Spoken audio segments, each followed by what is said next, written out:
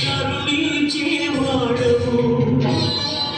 మనసులోని నీ బాధను పెదవి దాటనీయవు మనుషులపై నిపుడైన నీ ప్రేమ. దేవునికి స్తోత్రం. ప్రియ సంగమా, దేవుని బిడ్డలారా, యేసుక్రీస్తు ప్రభు శిలువ శ్రమల ధ్యానకుడిక 22వ రోజు ప్రార్థన ప్రారంభించబడింది. అందరూ వెంటనే చర్చికి రండి.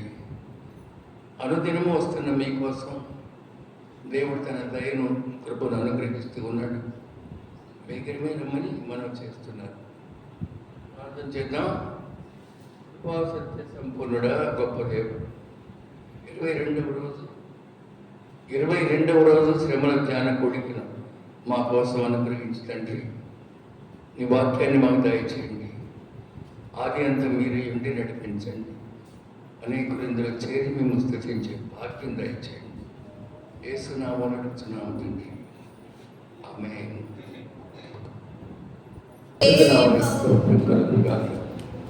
ఈరోజు క్రీస్తు యేసు ప్రభు శిలువ శ్రమల ధ్యాన కూడిక 22వ రోజు. అనుదినమో ఎంతో ఆసక్తిగా వస్తున్న మీ అందరికి కూడా దేవుని ఆశీర్వచనం కలుగును గాక. దేవుడు ఆ ప్రకారం మిమ్మల్ని దీవించును గాక. చాలామంది బిడ్డలు ఫాస్టింగ్ ఉంటున్నారు కూడా. మీకు మంచి ఆరోగ్యము, శక్తి, బలంతో పాటు దేవుడు మీపై తన దయను ప్రోక్షించును గాక. దేవుని వాక్యం చదువుకుందాం. అపోస్తల కార్యములు 4వ అధ్యాయం 32వ వచనం నుంచి నేను చదువుతాను, జాగ్రత్తగా వినండి. విశ్వసించిన వారందరూ ఏక హృదయము ఏకాత్మ గలవారై ఉండిరి. ఎవడనూ తనకు కలిగిన వాటిలో వారికి కలిగినదంతయు వారికి సమిష్టిగా ఉండేది. ఇది కాక అపోస్తలులు బహు బలముగా ప్రభువైన యేసు పునరుత్థానమును గురించి సాక్ష్యం ఇచ్చింది. దైవ కృప అందరి యందు అధికముగా ఉండెను. భూములైనను ఇండ్లైనను కలిగిన వారందరూ వాటిని అమ్మిన వాటి వెల తెచ్చి అపోస్తలుల పాదములకు పెట్టుచూ వచ్చింది. వారు ప్రతి వారికి వారి అక్కర కొలది పంచిపెట్టింది కనుక వారిలో ఎవరికి కొదువు లేకపోయాను. కుప్రలో పుట్టిన లేవీయుడగు యోసేపు ఉండెను.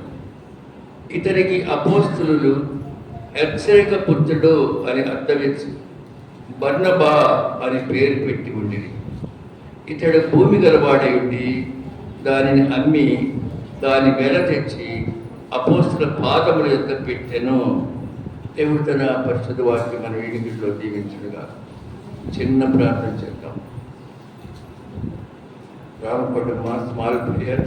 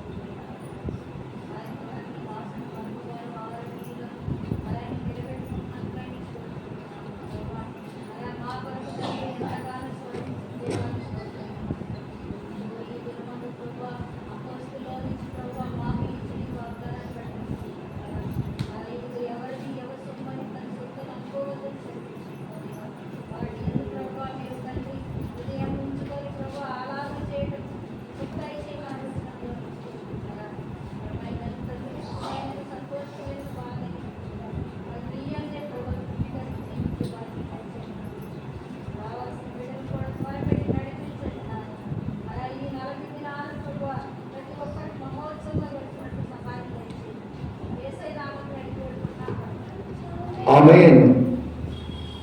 ప్రియమైన దేవుని బిడ్డలారా,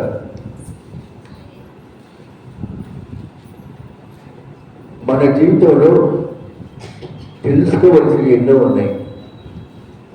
పాపము అనే మాటకు వస్తే ఆజ్ఞాతిక్రమమే పాపము అని మనకు తెలుసు. పాపము అంటే మనకు చాలా పెద్ద పెద్ద వెళ్తూ ఉంటాయి మనసులో. దొంగతనం చాలా రకాలైన పెద్ద పెద్ద ఊహించుకుంటాం. కానీ అబద్ధం పాపం ఉంది. అబద్ధం మనం మాటి మాటికి అబద్ధాలు చెప్తాం.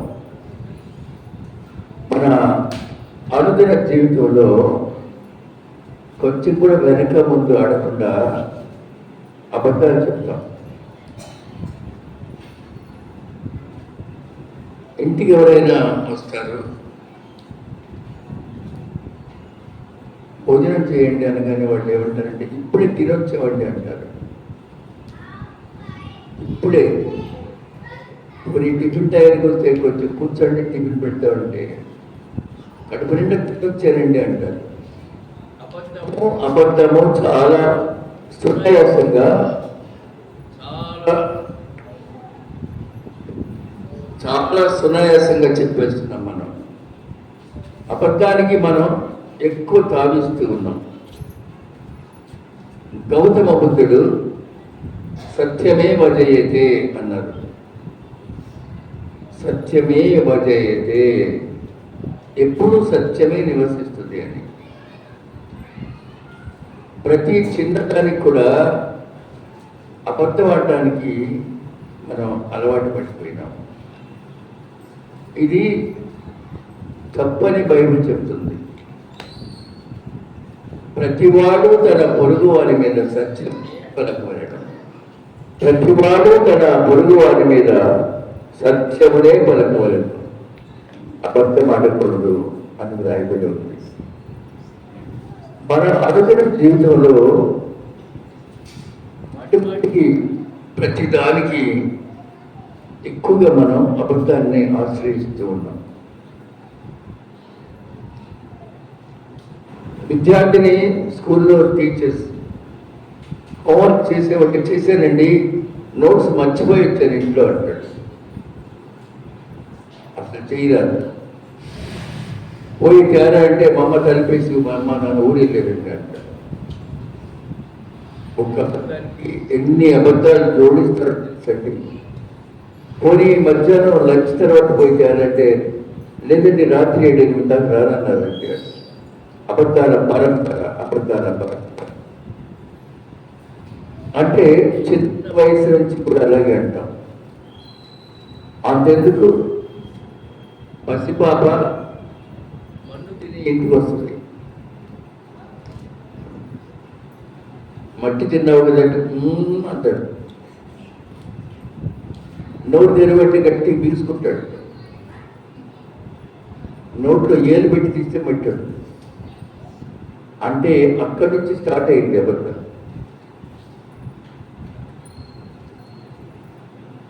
నేను ఎదుగును అని అబద్ధం. సాక్షాత్తు యేసు ప్రభు ప్రథమ శిష్యుడైన పేతురే అబద్ధం పడ్డాడు.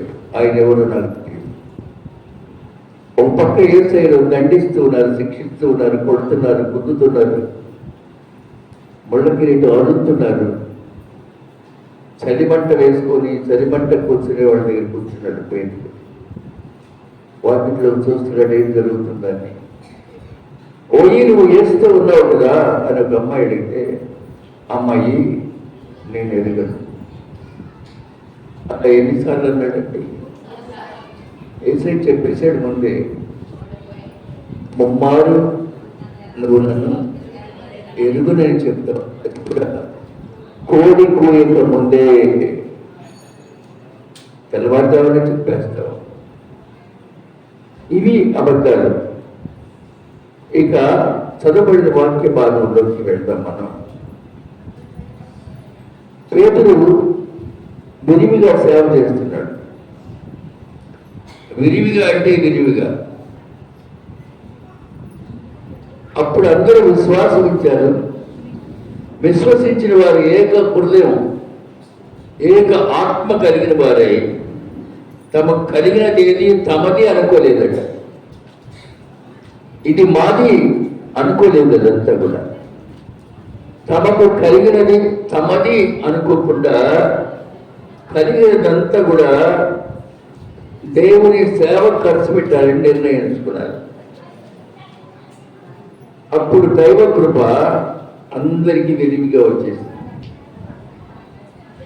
అందరూ ఒక మాట మీద ఉన్నారు, ఇది నాది కాదు, దేవుడిదే. కనుక ఆ దినాల్లో బోధ అంత ప్రబలంగా ఉంది. ఇది నాది అని ఎవ్వరూ అనుకోలేదు.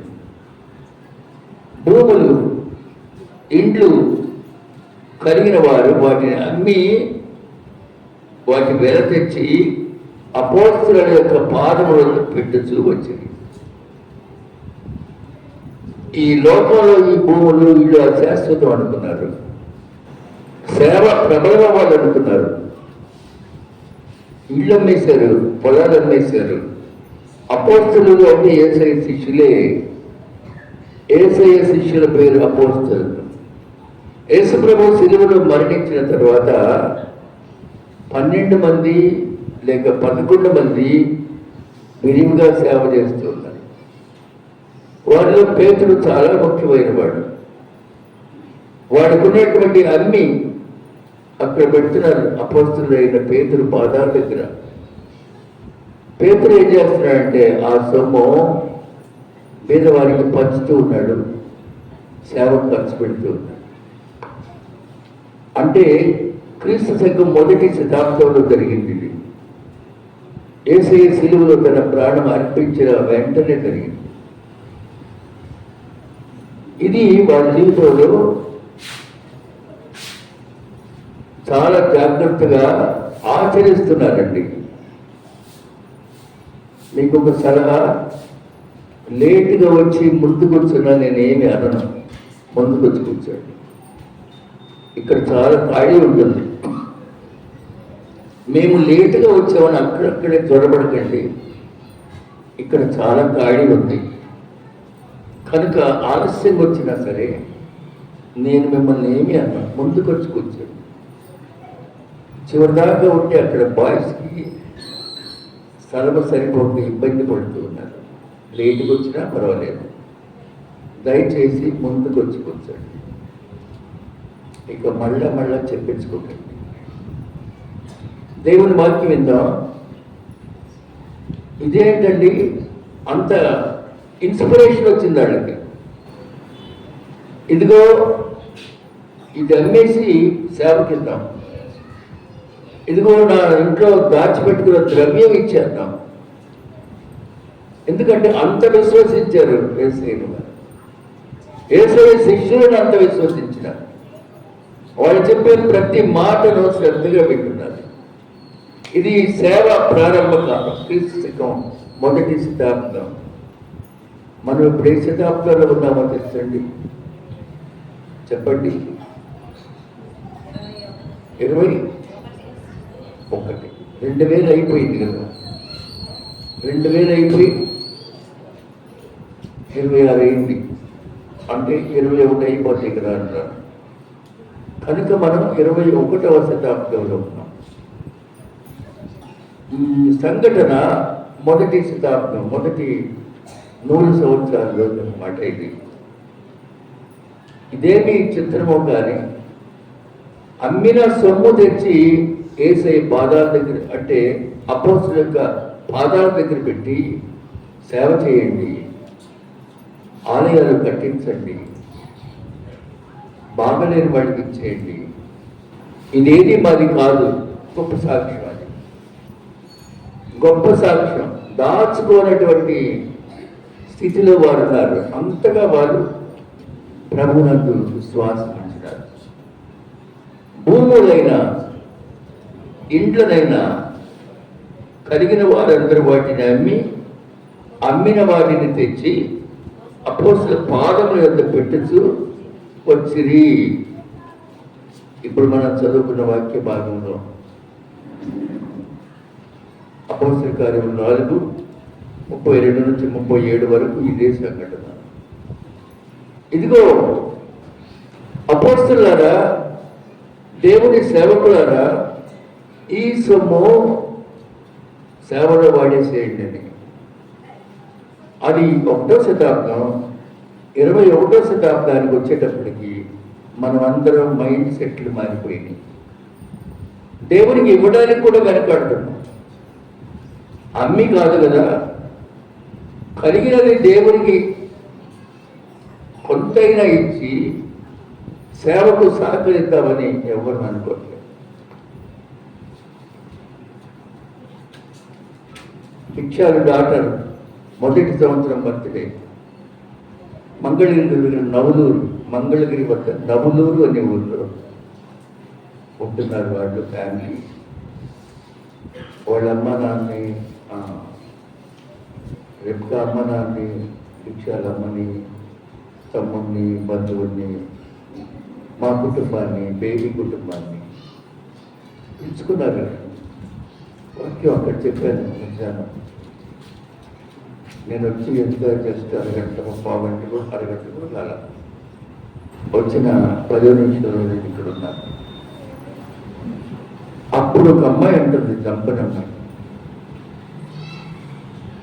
నేను కూడా త్వరగా వెళ్ళాలి, శ్రమలు జానకూటం స్టార్ట్ అయిపోద్ది అంటుంది. ఏమ్మా జరుగుతున్నాయా? అవునండి. బాగా జరుగుతున్నాయమ్మా? బాగా జరుగుతున్నాయి. బాగా వస్తున్నారమ్మా, చర్చి నిండిపోతున్నారండి. కానీ మీలాగా రోజు ఒక్కరే పంపలేదు. రోజుకు ఒక సేవకుడు వస్తాడండి. ఒకరు 10 ఇవ్వాలి, 1000 రూపాయలు ఇవ్వాలి, ఇంకొకరేమో భోజనం పెట్టాలి. అదండి సిస్టమ్. చందా కూడా పడతామండి.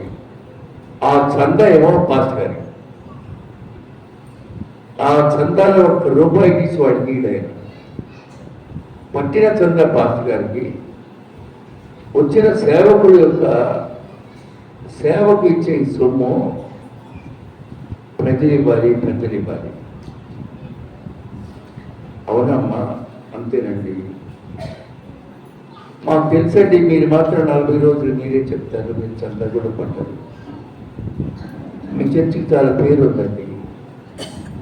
Thanks thanks. ఒక సహోదరి ఇంటికి తీసుకెళ్ళి వాళ్ళకి భోజనం, ఆయనకి పక్కన అసిస్టెంట్ కూడా. ఇంకో సహోదరి 1000 రూపాయలు ఇవ్వాలి. ఒకవేళ పాస్టర్ గారు, అమ్మ ఆయన పెద్ద సేవకుడు, 1000 కాదమ్మా అంటే 12, 13 కాకపోతే కొద్ది ఇవ్వాలి. మరీ చాలా పెద్ద సేవకుడు, ఎక్స్పీరియన్స్ ఉన్నవాడితే 1500. ఎంతసేపు చెప్తారమ్మా అన్న? జస్ట్ 35 నిమిషాలండి. అవునమ్మా. అట్లయితే ఇప్పుడు ఏం పెట్టినారా? ఇక్కడ మిమ్మల్ని కానుకలు అడిగే వాళ్ళు లేరు, ఇక్కడ మిమ్మల్ని భోజనం పెట్టమన్న వాళ్ళు లేరు. ఇన్ని సంవత్సరాలుగా ఈ సేవ నేనే జరిపిస్తున్నాను.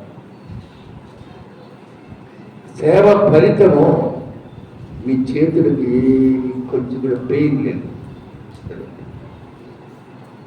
అయితే మీరు బాగా విని బాగుపడాలని ఆకాంక్ష కలిగి ఉన్నాను నేను. మీకు తెలుసు కదా, నేను పిలిస్తే పరుగున వస్తాను. ఇదే సమయంలో నన్ను ఎవరు పిలిచినా నేను వెళ్ళట్లేదు. అయ్యా ఒక్కరోజు అంటారు, ఈ 40 రోజులు నన్ను టచ్ చేయద్దండి. ప్రతి సంవత్సరం అడుగుతూ ఉంటారు, అదే అంటారు. ఈ 40 రోజులు నేను నా సంఘంలో చెప్పాలి. అదేంటయ్యా మీరు ఎవరిని వేసుకోరా? మీరు ఇటు వస్తే అక్కడ చెప్పేవాళ్ళు ఎవరు లేదా? మీరు ఎవరినైనా వేయొచ్చు కదా. మిమ్మల్ని తగిన విధంగా గౌరవిస్తామండి. ప్రియమైన బిడ్డలారా, సేవ అంటే ఖర్చుతో కూడిన పని. అందుకనే భూములైనా ఇళ్ళైనా కలిగిన వారందరూ వాటిని అమ్మిన వాటిని వెల తెచ్చి అపోస్తుల పాదముల వద్ద పెడుతూ వచ్చారు. 32వ వచనం చివరి భాగంలో, ఏదియూ తమదని వారు అనుకోలేదు, తమకు కలిగిన వాటిలో ఏది తనదని అనుకోలేదు. వారికి కలిగినదంతా వారికి సమిష్టిగా ఉండేను. ఈ సందర్భంలో కుప్రా అనేటువంటి ప్రాంతాల్లో పుట్టిన లేవీయుడైన యోసేపు అని ఒకడు ఉన్నాడు. యోసేపు పేర్లు చాలా ఉన్నాయి బైబిల్లో. యాకోబు యొక్క చిన్న కుమారుడు యోసేపే. యేసయ్య యొక్క యెహోవా తండ్రి పేరు కూడా యోసేపే. ఇక్కడ చెప్పిన అపోస్తల కార్యంలో వాడు 36వ వచనం, కుప్రలో పుట్టిన లేవీయుడగు యోసేపును, ఎవరమ్మా? యోసేపును ఒకడుండెను, అతనికి ఏం పేరమ్మా?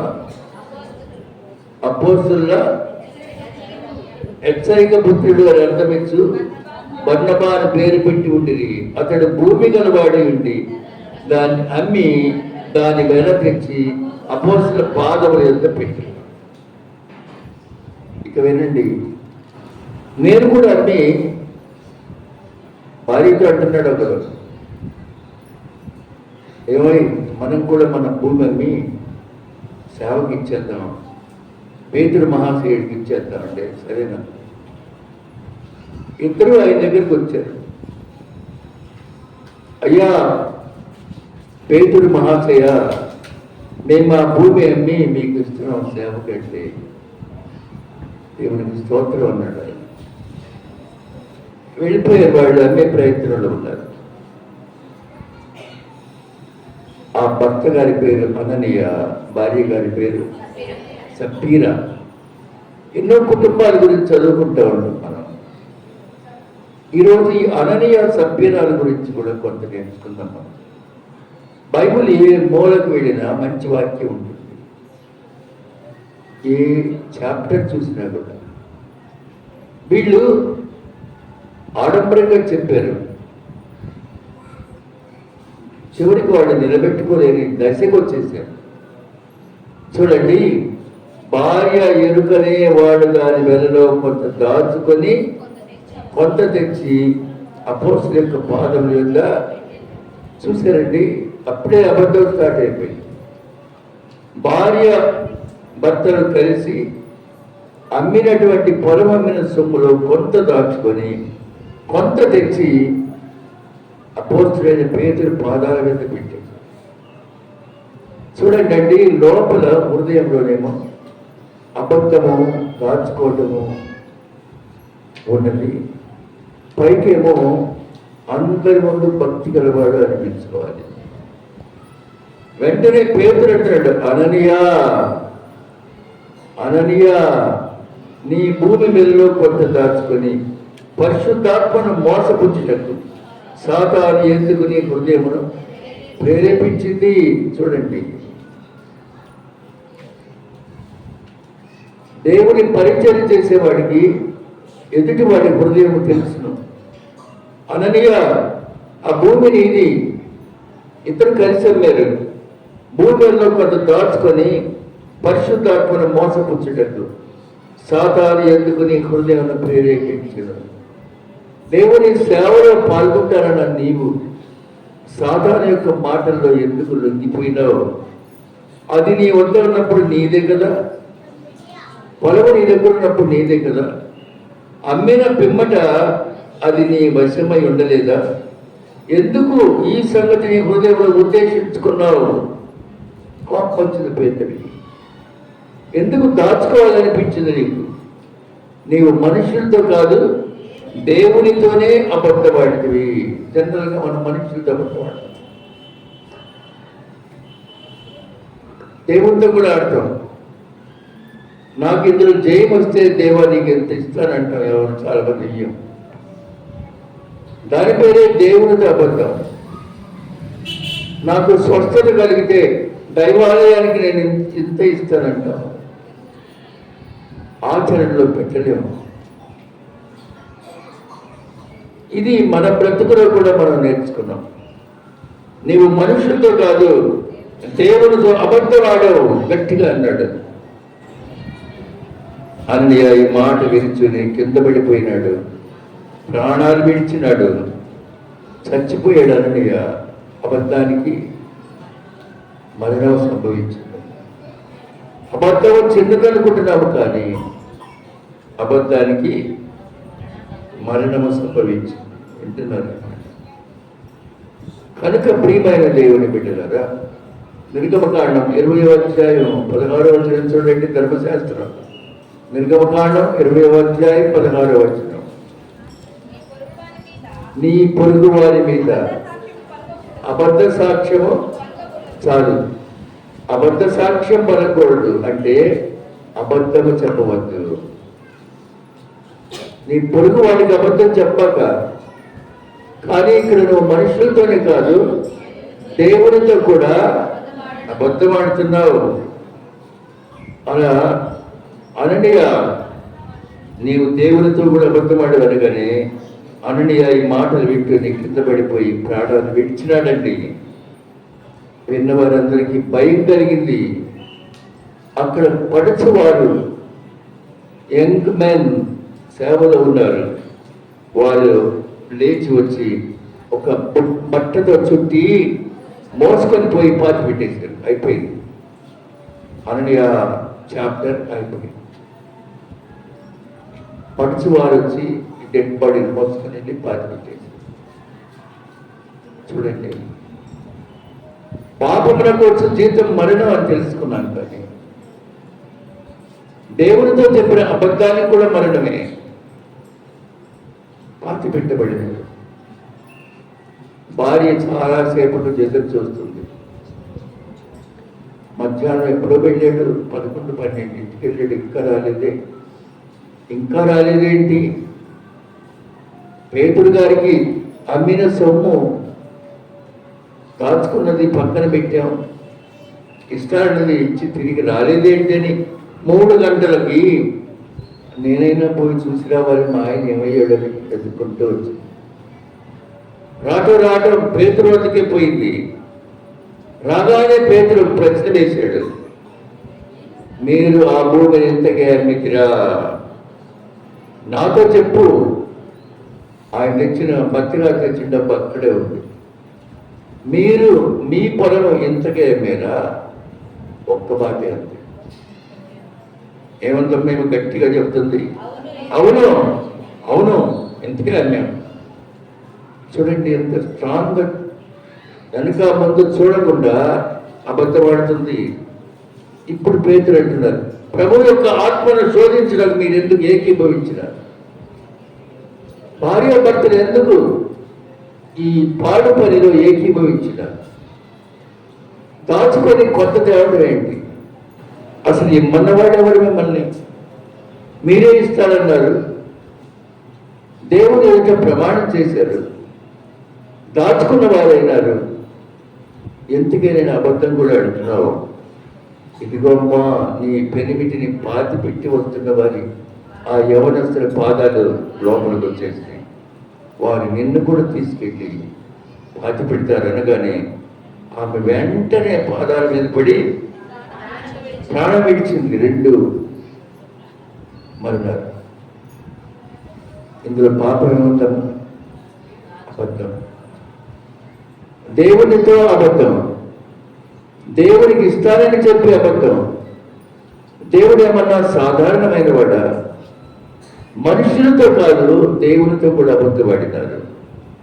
ఆ పడుచు వాళ్ళ లోపలికి వచ్చి ఆమె చనిపోయినని చూసి ఆమెను మోసుకొని పోయి ఆమె పెనిమిటి వద్ద పాతి పెట్టినారు. సంఘమంతటికి ఈ సంగతి విని వారందరికీ మిక్కిలి భయం కలిగింది. చూసారండి, ఒక్క అబద్ధానికి ఎంత శిక్ష అనుభవించినారు. నిత్యం మన జీవితాల్లో ఎన్నో అబద్ధాలు ఆడుతూ ఉన్నాం. దేవునికి నచ్చనటువంటి పని అది. చాలా ఘోరమైన అబద్ధాలు ఆడేస్తూ ఉన్నాం. ఈ పని చేసి కూడా చేయలేదంటున్నాం. మనుషులతో కాదు దేవుని ఎదుట కూడా అదే చెప్తున్నాం. పేతురు సామాన్యుడా? యేసయ్య మరణించిన తర్వాత పశ్చాత్తాపమైన పేతురు ఒకే రోజున 3000 మందికి బాప్తీసం ఇచ్చాడు. పరిశుద్ధాత్మ పూర్ణుడైన ఆయన దగ్గరకు వచ్చి చెప్పినటువంటి మాట భార్యాభర్తలు ఇద్దరు కూడా ఏకీభవించినారు. ఒకరు తప్పుగా మాట్లాడితే ఇంకొకరు వాళ్ళని సరిచేసేవారుగా ఉండాలి. భార్యను భర్త సరిచేయాలి, భర్తను భార్య సరిచేయాలి. కానీ ఇద్దరు ఏక పెట్టున అబద్ధం ఆడేస్తే ఇద్దరు మరణించినారు. ఇది చూసిన వారందరికీ మిక్కిరి భయం కలిగింది. ప్రియమైన దేవుని బిడ్డలారా, రాత్రి మీరు విన్నారు, ఆయన ఆశ్చర్యకరమైన దేవుడు, ఎంతగానో ప్రేమించే దేవుడు, అంతగా నొచ్చుకునే దేవుడు కూడా. మన బ్రతుకులో దేవుని ప్రేమించడం, దేవుని చాటున బొంకడం మన బ్రతుకులు సర్వసాధారణమైపోయింది. కనుక ప్రియమైన సంగమ, ఈ సంఘటన విన్న తర్వాత వారికి అందరికీ భయం కలిగింది. మనకు కూడా అట్టి భయం కలగాలి. దేవుడు నాకు ఈ సహాయం చేస్తే నిరంతరం నేను చర్చిలోనే ఉంటాను, దైవ సన్నిధిని పోగొట్టుకోను, నా కుటుంబంలో ఈ అద్భుత కార్యం జరిగితే నిరంతరము దేవుడి సన్నిధిలోనే ఉంటాను. ఈ మాటకి అర్థం మన వల్ల పోయింది. దేవుడు అన్ని చూస్తున్నాడు. ఒకవేళ మీరు అనుకోవచ్చు దేవుడు చూసి చూడనట్లుంటాడని. కాదండి, చూసి చూడనట్లుండే కాలం పాత నిబంధన కాలం. ఇప్పుడైతే అందరూ అంతటను మారు మనసు పొందాలి. కనుక ప్రియమైన దేవుని బిడ్డలారా, మన మాటలు, మన ప్రవర్తన, మన సాక్ష్యం ప్రభు చూస్తున్నాడు. మనం చర్చకు వచ్చే విధానం, దైవ సన్నిధిలో ఉండే విధానం, చిన్న చిన్న వాటికి కూడా అబద్ధాలు ఆడుతూ బ్రతికేస్తున్నాం. బ్రతికేలాగో ఇట్టి వాటి నుంచి విడుదల పొందాలి. దానికి ప్రయత్నం కావాలి, మనస్సును నిగ్రహించుకోవాలి. దేవుని సన్నిధిలో దేవుడు ఎంత పాపిరైనా కరుణిస్తాడు. ఎప్పుడండి? పశ్చాత్తాపడి. అట్లయితే మన అనుదిన జీవితంలో మన అబద్ధపు మాటలకు ఏ విధంగా పశ్చాత్తాపడాలి? కాబట్టి ప్రియమైన దేవుని బిడ్డలారా, ఈ చిన్న వాక్యమే ఈరోజు మీకు నేను ఇవ్వాలనుకున్నాను. దేవుడు అబద్ధాన్ని కూడా అంగీకరించాడు. అననీయ సప్పీరాల ఫ్యామిలీ క్లోజ్ అయిపోయింది. పొలం వాళ్ళది, సొమ్ము వాళ్ళది, డబ్బు చేతికొచ్చింది వాళ్ళకే. కానీ ఇంట్లో కొంత దాచుకొని తెచ్చిచ్చారు. ఈ దాపరికము దేవుడు అంగీకరించలేదు. ఇవా నేను ఇవ్వలేను అంటే దేవుడు ఏమంటాడు? ఇవ్వమన్నది ఎవరు అసలు? కదండి. దేవా నేను ఇస్తాను అని చెప్పి దేవుని చాటుగా మనం దాచుకొని పాత పద్ధతులను అనుసరిస్తూ మార్పు లేకుండా జీవిస్తే అప్పుడు మాత్రం ఆయనకి పట్టడానికి కోపం వస్తుంది. కనుక ప్రియమైన బిడ్డలారా, దైవ సందేశం ఇచ్చిన బిడ్డలారా, అది ఎంత చిన్న వాక్యమైనా శ్రద్ధ వహించండి, మనస్సులో ఉంచుకోండి. ప్రతిదీ కూడా దేవుడు చూస్తున్నాడు. ఈ ఫ్యామిలీ దేవుడు చూశాడు. అననీయ సప్పీరా, ఆ దేవుడే మనల్ని చూస్తున్నాడు. ఎందుకమ్మా? నింద దేవుడు ఆయనే, నిన్న నేడు నిరంతరము ఏకరీతిగా ఉన్న దేవుడు ఆయనే. అంతే. మన పితరులను చూశాడు, మనల్ని చూశాడు, బిడ్డలు కూడా చూస్తాడు. కాబట్టి ప్రియమైన దేవుని సంగమా, దేవుని బిడ్డలారా, జాగ్రత్త పడదాం. ప్రతి చిన్నదానికి అబద్ధాలు ఆడటం, లేక లేనిపోయి కల్పించి చెప్పడం, ఇతరుల మీద కల్పించి చెప్పడం, ఇవన్నిట్లో నుంచి విడుదల పొందుదాం. శ్రమల ధ్యాన కోడికల ద్వారా ఈ చిన్న వాక్యం మీ హృదయాంతరాలలో భద్రపరచుకోవాలని మనసారా కోరుకుంటూ ముగిస్తూ ఉంటాను. ఆమేన్. ప్రియమైన దేవుడి బిడ్డలారా, ఈరోజు ప్రియ సహోదరి పెదపూడి అంజీ గారి సతీమణి పెదపూడి చిన్నమ్మాయి గారు, ఆమెకు పుష్పలీల అనే పేరు కూడా ఉంది. ఆమె మరణించి 1 సంవత్సరం అయింది. దేవుడు వారికి 2 కుమార్తెలను 2 కుమారులను ప్రసాదించినారు. పెద్ద కుమారుడు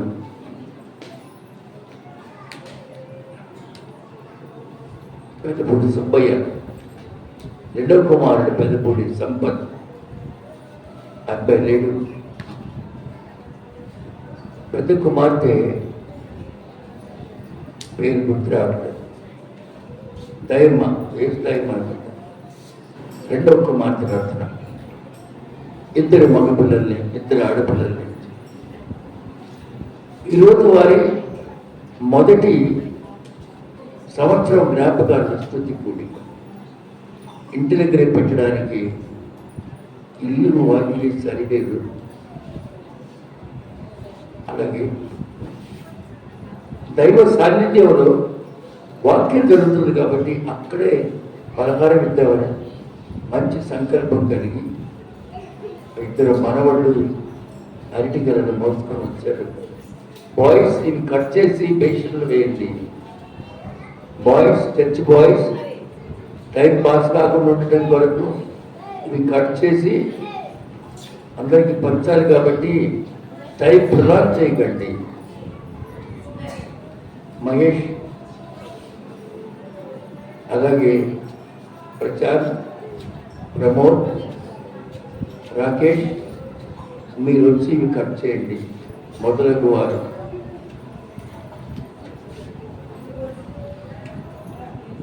వారిని మనం జ్ఞాపకం చేసుకుంటూ ఉన్నాం. తరతరాల నుండి దేవుడు ఒక్కొక్క తరం తర్వాత ఒక్కొక్క తరం అంతరించిపోతా ఉంటుంది. ఒక తరం తర్వాత మరొక తరం సీనియారిటీ ఉన్న వారందరూ వెళ్ళిపోయారు. కొత్త బ్యాలెన్స్ ఉంది ఇంకా. కాబట్టి ప్రియమైన బిడ్డలారా, మనం జ్ఞాపకం చేసుకోవాలి. నీవు దీర్ఘాయుష్మంతుడవు, దీర్ఘాయుష్మంతురాలు ఒకటి. నీ తల్లిని ఎందుకని వారు లేకపోతే నువ్వు లేవు. వారు లేకపోతే నీ వైభవమే లేదు, అసలు నువ్వు లేవు. నీకు ఒక తల్లి తండ్రి ఉన్నారు, వారికి జన్మించినావు, మరి వారిని చూడటం నీ కర్తవ్యం. అలాగే వారికి సంబంధించిన బంధువర్గం జ్ఞాపకం చేసుకోవడం కర్తవ్యం. బైబిల్ చెబుతుందండి, నీతి మంతులను జ్ఞాపకం చేసుకున్నట ఆశీర్వాదకరం. అలాగే మీ పితరులను జ్ఞాపకం చేసుకున్నట మీకు ఆశీర్వాదకరం. ఈ రోజున ఈ కుటుంబాలకు దేవుని ఆశీర్వాదం కలుగును గాక. దేవుడు తన కనుదృష్టి వారికి వేయించును గాక. ఇంకా మన జీవితంలో కూడా దుర్దినాలు మనకు సమీపించకముందే ప్రతిదానికి కోపతాపాలు, నేనెందుకు చెయ్యాలి అనే తత్వం విడనాడదాం. అననీయ సప్పీరా చూసారా, నేనెందుకు ఇవ్వాలి, దాచేసుకుందాం అని అన్నటువంటి వారు ఏమన్నా జీవితంలో ప్రయోజకులైనారా? అటు దేవుడి సేవకు పనికి రాలేకపోయినారు. వారి గృహాల్లో కూడా పనికి రాలేకపోయినారు. కాబట్టి నా ప్రియ సహోదరి సహోదరులారా, యవ్వన బిడ్డలారా, మనము తెలివితేటలు కలిగి దేవుడు చెప్పిన ప్రతి మాటను, దేవుడు చెప్పిన ప్రతి విషయాన్ని, దూత చెప్పిన మాటలన్నీ మరియ తన హృదయంలో తలపోసుకొనొచ్చు భద్రంగా దాచుకుంది. మనం కూడా దాచుకున్నాం. ఉచితమైన ఏమీ ఉచితం లేదండి. అట్టి దినాలలో చెమట ఓడ్చి కష్టపడి బ్రతికించిన తల్లిదండ్రులు జ్ఞాపకం చేసుకోవడం ఎంతో ఆశీర్వాదం. ఈ కార్యక్రమం చేసిన బిడ్డలకు ఆశీర్వాదాలు దేవుడు అనుగ్రహం. తెలవచ్చండి, మన రక్షకుడును పరమ తండ్రి యేసుక్రీస్తు వారి కృపయు దయ, పరలోకం నుండి అత్యధికమైన ఆయన దీవెన కూడి ఉన్న మాకును, సహోదరి చిన్నమ్మాయి గారు విడిచిపెట్టిన కుటుంబ సభ్యులకును ఆయన ఆదరణ ఇప్పుడు ఎల్లప్పుడూ సదాకాలం అనుగ్రహించబడును కాక. ఆమేన్. God bless you. అందరికీ వందనాలు.